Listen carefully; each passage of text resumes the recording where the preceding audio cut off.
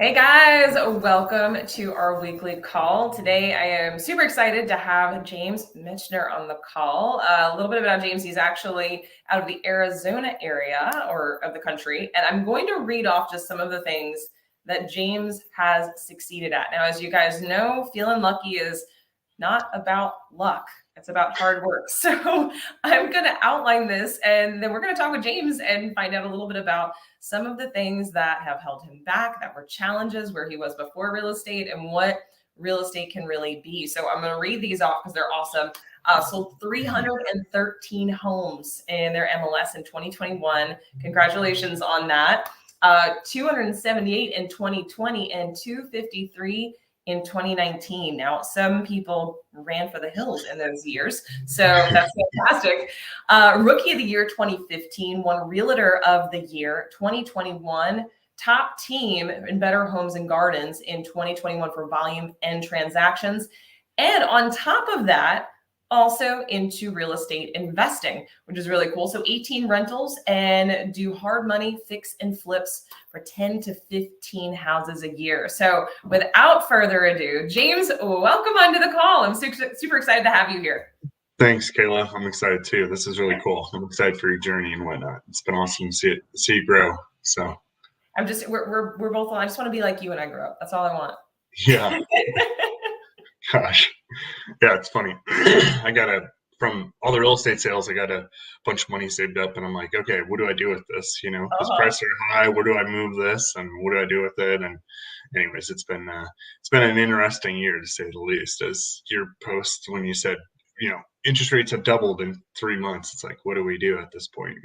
So back to basics. Yep, So totally.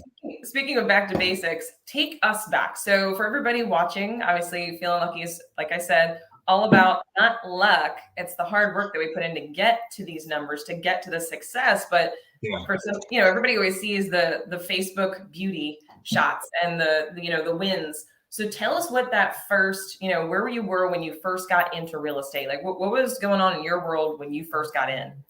Yeah, so when I first got in, I was actually living in Phoenix, Arizona, and I was working at Grand Canyon University as an enrollment counselor. So basically, you're just prospecting students to try to get them into the school, right? And I really like playing basketball. I like basketball, so I got together with some of the instructors there, and we were talking about basketball on and off. We became friends, and then this is a really funny story. One day, I'm in the bathroom. He's standing next to me in the stall, and he's like, "James, you're doing really well at this job. You're gonna keep getting promoted." And I look over at him, and we're in the urinal. So I'm like, "Well, I don't know yet. Let's talk about this when we get out of here." So anyways, we talked about when we get out of there, and I told him I wanted to start traveling. At the same time, I was working at GCU.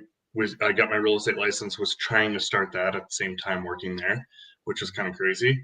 And so I told the instructor, I was like, well, I want to travel and I want to teach English somewhere. He's like, oh, I have a teaching program in Taiwan. So maybe you should try that for a couple months. So I left, I did that. So I quit real estate and I quit GCU for 9 months, ended up coming back and then got into it in November, had 0 sales up until June 30th was my first sale. So from November to June 30th, when I got back, I had nothing. And, I tried following my brokers, like, oh, send out stuff to your SOI and, open houses. And it just was moving so slow. Met a coach, started talking to him about prospecting, hit that. And one deal after another, a lot of them, the first deal I had came from an SOI listing, which came from a sign call, which was at closing. But otherwise, it just started snowballing with the prospecting. And then one thing you wanted me to bring up was, what did it look like? Like, what did that first year look like, right? So I realized real estate was going to be really hard. And I was like, damn, this is like crazy. When my wife and I were going to go to Jerome for dinner, right? But we got this offer. It was one of my first listings that I got an offer on. And so I had to negotiate that contract. So we're in the car, just about to leave. I'm literally pulling up. I get the contract. I'm like, damn, babe, I got to send a counter offer. She's like, right now? I'm like, yeah.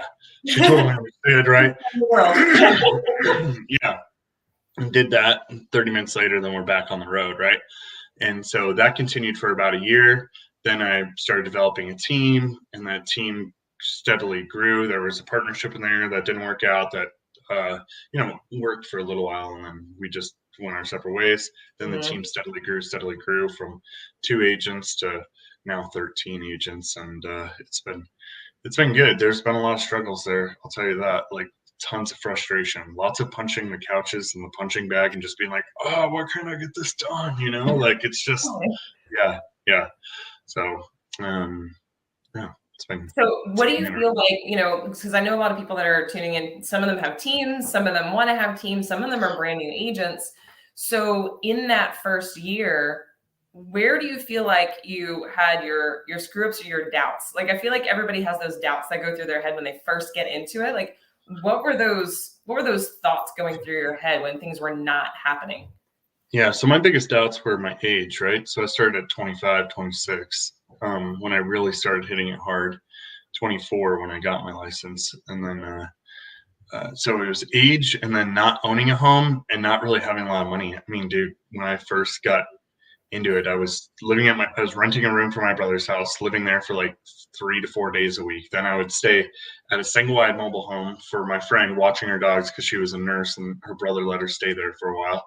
And it was like the worst neighborhood ever. And so I don't know, I just had no foundation at that point, but I knew I wanted to work through it. And one day my brother came home and he said, "Hey, dude, you gotta move out because we want to give my daughter her room back and whatnot," which was, his wife just didn't want me there, right? So, anyways, She didn't so want, she was misery.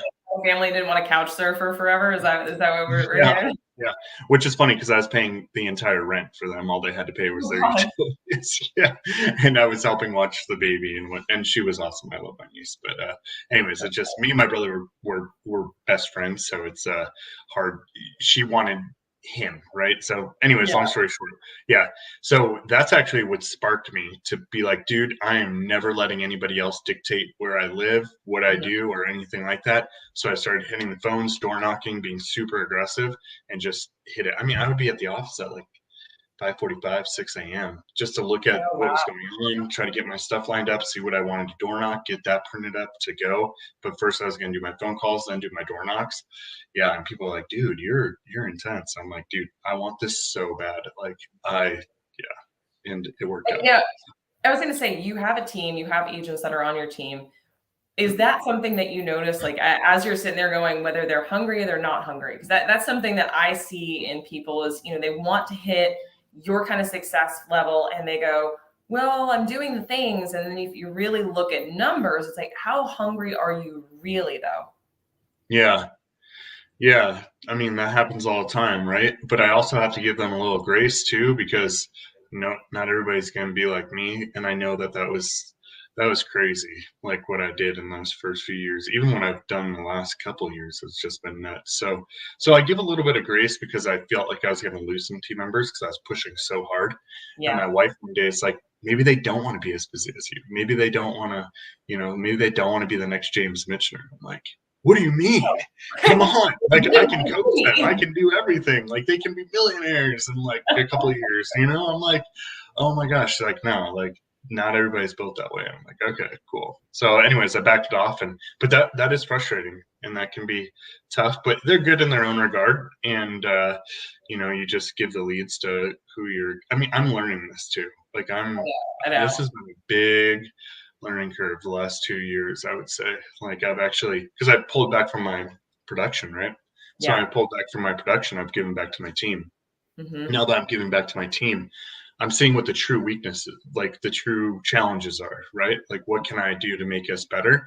And I thought, oh, cool, we're all humdory, like we're number one all the time and everything. But that's because I was producing a lot, and I was still cold 70% calling, and I probably. still am cold calling, and I'm still doing my calls and whatnot. I'm going on some appointments, but yeah, it's dude, I've learned a lot lately. So Hmm. yeah, it's Well, crazy. and I think that's a really big eye opener. So for anybody that's watching, if you want that success, it also comes with some sacrifice. It comes with the hustle. It comes with, like Amanda talked about last week, that grit. Like, yes, you have to double down. You have to do things that are uncomfortable. But also the idea of not everybody has to do that, meaning you may not want that kind of success. And success, I think people look success as just money. Success could be I get Sundays with my family. Success could be I get to pay to go to Disney. Success can be, I can provide, date nights with my spouse. So when people are looking at success, it doesn't have to mean your kind of success or your definition of success, but it can mean something else to somebody else. So I think that's something very interesting, that it is different for everybody, and not everybody desires that outcome. I had that challenge too, where I Yeah. had the same thing. I was pushing my team, I was pushing people I was coaching, and I came to the realization, Ryan said it to me, he's like, well, I mean, not everybody's you. And I'm like, Yeah. well, yeah, but I mean, they said they wanted that, but that's not Yeah. really what they wanted. They Yeah. think someone might think they want that, but they don't want what comes with it. So you've got to figure out that in between. Dude, and I get it now. Like, I understand. Like, it's stressful. Like, I've been so busy, like, my phone would go off nonstop all the time. And it was when my son was like 2.5, 3. He's like, Dad, put down your phone, put down your phone. And there Uh, was a breaking moment where I was like, no more. And I just like stopped it right there. And it was probably only the second or third time. The first time, second time with that Aaron, but then he really got frustrated. And I'm like, okay, yeah, this can't go on for days and days. I'm going to stop this because they're only young for so long. So, exactly. You only have that one time. totally. And it's so cool. I love it. Yeah, it's amazing. And so, question for you, because I've got plenty of Yeah. questions. So, as you were growing this, as you were going through your business, has it all just been uphill? Like you got through that first year, you figured out your rhythm, and then everything after that has been absolute gravy. What kind of challenges have you hit between that start and where you are right now? Yeah, I would say the first couple of years of real estate were like just a roller coaster, right? Now it's kind of like, woo, doop, doop, doop, doop, and then you're like, oh shoot, I want to grow. Whoa, and then you're like, okay, I'm taking that Those on. really big jumps. But those whoops get a little bit easier because you're like, damn, I know how to get momentum on this now, and I know how to trajectory and go a little bit faster. Yep. So yeah, there's definitely been its challenges going forward, and a couple of those have been just knowing what CRM to use. Right? How often do I need to talk to my agents? Like, um, I'm always with the turbo. Like, I coached with Kevin Ward and Colton and a couple of guys, Bob Loeffler with Fearless Agent, and a Mhm. couple of those guys. They all have different theories, right? And I love all Yeah. of them, but Kevin Ward always talked about like his turbo leads, right? So I always tried to go after those turbo leads right away, and I didn't really stick with my sphere of influence, which I wish I would have done, which is the next thing that I'm doing now.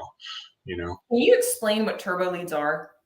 Turbo leads are your canceled expireds for sale by owners, so that you're going after, and then yeah, those are the turbo leads. Those The are the people ones who that. are like, I'm here, I'm ready, come get me.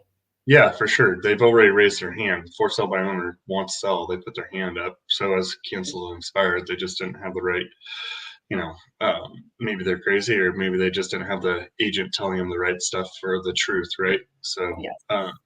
but yeah, so I was going after turbo leads. I would stay in touch with people because that's just who I naturally am, right? But I wasn't doing the mailers. I wasn't doing the phone calls. I would do a text here and there, Mhm. but now I'm really going to focus in on that and hone in on it. Because if I can do, I mean, our price point's pretty good now, right? So now I'm looking at, thank God I've been able to do really good in real estate because I've invested really well also. Yeah. So now I'm kind of at a point where like I can keep the team pretty busy and keep myself busy enough, which might be Mhm. 30 to 50 deals a year if I want to do that, but still keep the team at a really good pace. So, but how I have to do that is my sphere of influence and keeping up with past clients and stuff. Yeah. And So that that's was, that's interesting. We both have similar backgrounds to that. Like when I first started, I did not want to call my sphere. I yeah. don't know why. Like I was scared to call my sphere. Like that was scary to Yeah. me. Other people get scared of cold calling random people. I'm like, I'll call a random person I today. know, me I too. will Yeah. I will walk up to them on the street. They can curse at me, and I'll come back again and reintroduce Yeah. myself. Like, Yep. and that was my first 3 years, and it was boom, boom, boom. But I knew, and here's something to note, you guys. Part of the reason I'm making an assumption here, why James also did that, is because it was measurable. You know, if you have X number of calls equals X number of conversations equals X number of opportunities and deals. So you can break that down where, I didn't like doing sphere partly for the reason of okay, well, I'm going to contact all these people consistently, and I never know where my next deal is coming from because I have to wait on them to make that decision of whether or not they want to buy. I can't convince them of that versus I know this person wants to buy. I just have to convince them I'm the right person for that. And that's where that difference is when when I'm coaching clients, oh, I talk to my sphere, I talk to my friends, I do social. That's supporting, right? Like that's supporting work of showing, yes, I do the things. This is where it's measurable. So like when you're looking at this, how are you approaching, I'm going to call it cold calling, but your turbo leads versus your sphere? So now that you are where you are.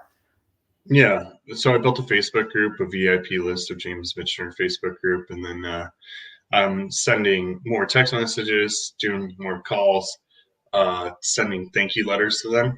So like for instance, yesterday, I started sending electronic Starbucks gift cards for Mother's Day, just saying, "Hey, Oh, happy that's Mother's Day! cool. Thank you so much for, your support with my team and just being an awesome friend and whatnot." So I started sending those just on my downtime. It's like, oh, I should probably send this person, but I also have a list over here of people that is on an Excel spreadsheet for my SOI.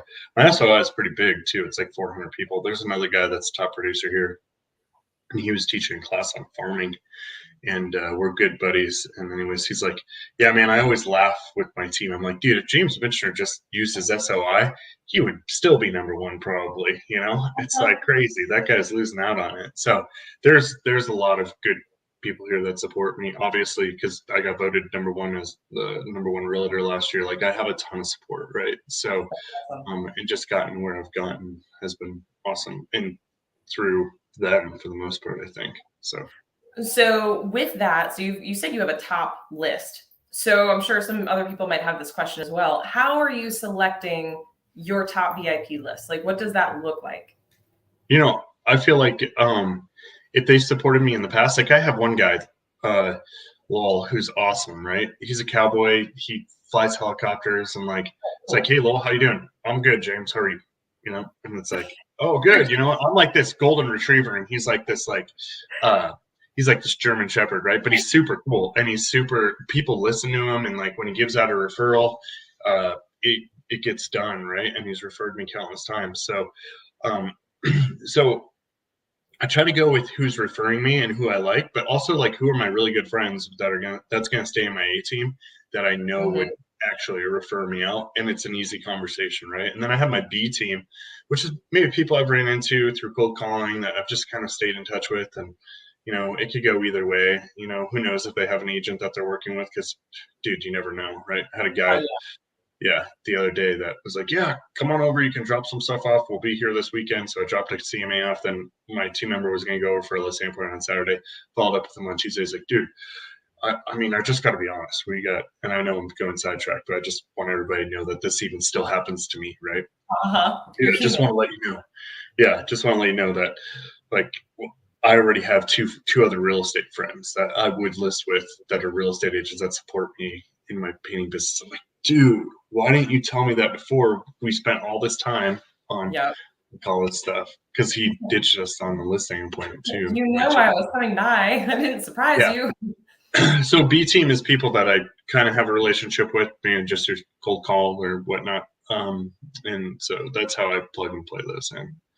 It's awesome. tough though. That's tough too. Like, who do I put where? How often do I contact this person? Because you really want to hone in on the ones that are really, really going to help you. Is the ones that you really want to hone in on, and the B team should be a really solid B team. So and moving them towards A team, giving that support and encouragement. For sure. Yeah. Yep. So like the shift for you, because I know I'm the same way, going from expired, FSBOs, withdrawals, that kind of list, it's a different kind of conversation. It's very much, you want to do it now, let's sit down now, let's do it now. Now let's start, kind of layering in sphere conversations. What was that shift like for you? Because I'll put it this way, I've gotten better at it, but when I was making that shift, it was more so people just started showing up. And then I started seeing, oh, wow, these are coming out of nowhere. And it's because I've already made the relationship. What if I did that more? But what did that shift look like for you? Because I know you're a caller. Like it's what you do. It's your skill. Yeah. That shift was welcomed because when you do cancel expireds and for sale by owners, you gotta jump on the appointment like that day or like the next, within a 24-hour period, which is cool in the beginning. But when you have kids and you're running a team and you have other stuff that you're doing, it's really tough to do that. So like not getting the now business was okay because then I have a little bit more time to plan. I felt like I could be there a little bit more for my clients. I'm not going to be like a chicken with my head cut off. So it was just honestly just calming to know that I wasn't going to be doing that anymore. And Yeah, then I hired cold callers for that, and then my team is prospecting those as well. So it's welcomed for sure. Yeah, that's great. That's great. yeah, Are your cold callers, are they actually setting the appointment or they're just finding warm people and then passing it off to the agent? both. Okay. Yeah. And they're expatriates through I mean, I think VAs are good too, virtual assistants. This one's through a different company that they're American, just in a different country. So and Nice. I've noticed some big changes with that, which has been pretty cool. So Very cool. Now, it's ex- I was it's going to say, I expensive. always like to rep people. So what Yeah. company is it? It's called Call Motivated Sellers. Okay. Yeah. And it's pretty cool. I've done a lot of interviews. It's funny, I interviewed 3 people. The last one, I almost didn't do the last interview, and then I did. I'm like, oh, this chick's great, right? So get her going. We have a meeting, like a startup meeting. I'm like, give her all these tips and tricks and stuff. I'm like, hey, do you mind reviewing like those first 10 with me real quick so we're on the same page? She's like, okay, yeah. I'm like, pause and pause. I'm like, did you take notes? She's like, oh no, I didn't. And I'm like, done. Like, dude, sorry. Yeah, Like, no. you just have to be hire slow, fire fast type thing, right? So I Hmm. felt bad about that, but the reason I'm bringing this up is because I emailed common grade sellers and said, hey, I want to get a different person like on it, So they started up an interview, and now I have an amazing, super awesome person. So I'm Oh, that's super stoked. fantastic. Yeah, yeah. Yay. That's So something we're looking at for our team. That's amazing. yeah, So, what would you say the biggest challenge you've faced in real estate, like over your span of what's it been now, 8 years, give yeah. or take? What is one of the biggest challenges that you've faced, whether it be from a standpoint, which I get this a lot, where it's that tradition or transition from being that hustler grinder to realizing, okay, family, I need to shift this. Like, what was the biggest challenge you faced, and how did you overcome it? Yeah. So my biggest challenge, I would say, I got to really think about that. I mean, the first thing that comes to mind is like, as my kids have gotten older, it's gotten a lot harder. So managing that time a little bit, and Yeah. then not losing myself. And this is a big thing for me, right? Because I got so engrossed in real estate and so, oh, I want it and I want it bad Yeah. that I kind of lost part of myself, I stopped Hmm. working out. I stopped, playing basketball, doing some other things because I was just so single tracked. And it worked and it was great. But dude, you look at yourself and you're like, oh man, like I'm a slug, Now I'm back on it and I'm doing well and I'm getting those relationships back and stuff like that, like different kind of relationships, right? Yeah. So I think the biggest thing was like transitioning out of that one track thought process and going into okay, how do I be James again that got himself into this, right? And became successful in the beginning. Because there's bread, and then you got that freaking meat right there, and then you got the other piece of bread, right? And I'm trying to get that other piece of bread in there right now because that meat's thick, and I'm like, oh man, I need to get out of that real quick because get a little Oh, too I, into it. I feel you in that. That was 2018. It was a year for me where I was like, do I want to keep doing this? Because hustle, grind, hustle, grind, hustle, grind. My friends are like, where are you? Like, you're never out. You never do anything anymore. Like, you're always Yeah, real estate, real estate, real estate. And I was building that foundation. And then I stepped back and I was like, I haven't even taken a vacation. Like, why am I yeah, worrying about making all this money if I'm not even enjoying it? yeah, I'm trying to do it to build that life. And yet the bar just keeps getting raised where it's like, oh, well, this is enough. Maybe this will be enough. Maybe this will be yeah. enough. That's the weirdest thing in the world, dude. That Yeah. is so nuts. I remember when I was going to be happy with making 100 grand a year, right? Right? Like I was like, yeah, 100 grand a year. Then you That'll be make that, and then you're like, end oh, all I be want this, and then you're like, I have this amount saved up, and you're like, oh, what if I could get this? And then you like quadruple that, and you're like, uh-huh. damn, okay, What if maybe I can do there is. that? Yeah. So I guess my biggest quest right now is uh, like what's next, right? So I say I conquered real estate a lot, or I'm saying that's a lot of people say, oh, James, you conquered it. Like you did this, you did that, right? Like, sure, I conquered it, like there's a lot to grow through that, but what's next for me, right? Like what's Mhm. next for my family? Where You does hit this those grow? goals. Yeah, you What? hit those goals, and I was going to say you can be confident in saying, "I did what I came to do in this." Yeah. Not necessarily whether it's conquering, because people say that, "Oh, you're so successful." It's like, well, my definition's a little different. Like I haven't hit that Yeah. thing that I want to hit yet. So what is next? I mean, I know you're set up with some rentals. I know you want to do more investing, but like, what is next in that quest? Yeah. So let me go back to what you said about 2018. You were like, oh my gosh, that was a hard time for you. Mhm. Probably the end of 2019 or 2020 was that, but I don't regret any of it, right? Because getting to that point was what got me here and like set a huge foundation. And I don't think I like totally destroyed everything, like it was still good. Like, yeah, I appreciate it. it was just a realization, right? Yeah.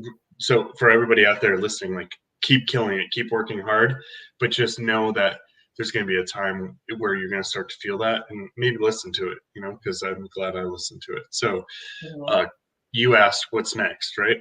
Yeah. So I think running my team and becoming way more pulled back from real retail sales, right? Mhm. So working with maybe 2 clients a month, like Yeah. listing side, Yeah. I just don't want to be that busy, like that attached to my phone. Doing Yeah. more fix and flips. I've been doing some wholesale, which has been cool. Nice. Um, so I have a little team for that. And then I really like hard money. I just love hard money. I think it's really cool. I think it's awesome that the amount that you can make, it's niche. People come to you instead of me Mhm. having to go really outbound at a point, and that you can work from wherever you want because I like traveling. I have two trailers, big Yeah. truck. Yeah, so I think maybe the hard money route and still keeping my team and doing some wholesale and flipping. Yeah, That's awesome. So now yeah. for some people who don't understand what hard money is, can you explain that? I think a lot of people think this special person over here, like what is hard money and how are you involved in that? Yeah, hard money slash private money is where you're lending to investors that are looking to make money off of either fixing property or buying a rental or some sort of investment property. Mhm. Those can range anywhere from 8 to 15%. The interest rates. And I don't know all the laws. I'm actually meeting with an attorney next week. I'm meeting with another guy today after one of my listing appointments that's been doing it for a while. So I'm learning all of this. I've just been like nickel and like I've done maybe 5 a year or so, but they've been Nice. really lucrative and super cool. Like, dude, when I come home and I'm like, Shannon, look at this. Who's my wife? And you have all these checks that add up to like 10 grand. And she's like, whoa, where did you get that? It's like, dude, that's from the money that we had that we saved up that we've lent out, like that Oh, feels really good, and people come to you and I like that part. it So, keeps it, it keeps um, it moving, which is great. yeah, And to kind of add to that, when we're looking at our economy as a whole, when we're looking at inflation skyrocketing, which I know they're saying it's 7, it's really not, it's probably closer to 12. But when yeah, we're looking at inflation going up that high, everybody that's sitting here looking at cash in their bank accounts, you need to keep it moving. Like that's one of the laws of making money is keep your money working for you, keep it moving because stagnant yeah, money isn't making money. So the nice thing is you've hedged the inflation by making sure your money keeps moving. And the cool thing is you do have investments that are sitting, meaning like homes and things of that nature that are being rented, but keeping things moving in different channels so that no one thing, if it gets shut down, you're screwed. Like yeah, I think something a lot of people ran into in 2020. They're like, oh, all my bets are on this. And it was like, yeah, and that one thing that would never closed or shut down or wasn't available. yeah, yeah. It's and right now I have the most cash I've ever had on hand because all of those got paid back, but I just did 2 of them recently, so I need to get back out there and kind of see what else is out, so That's but then exciting. you got to stay legal. And when I have my lender license, my MLO, and Yep. mortgage loan officer license. So I'm trying to build that with somebody for the hard money side, so I can do more than just 5 a year. So, which would Very be cool. cool. Yeah. Very cool. So Yep. I know we're running out of time here. If you had one thing that you could share with those that are on this journey, whether it's they've hit that point of they're like, do I still want to do this? Or they're just getting into it. They're feeling that stress, that turmoil, and they're seeing the success of others going, maybe I can't achieve that. What would you share with them? Yeah. So I'd do a couple things, right? First thing is I would look at your vision board and your why, and why are you doing this? Mhm. Second thing is I'd read 3 books. I'd read the Miracle Morning by Hal Elrod for real estate agents, Mhm. The Richest Man in Babylon, and then Rich Dad Poor Dad. And then I would sit down with my significant other and ask them, hey, what do we see this going? This is kind of how I'm feeling, or I really want to dive into this.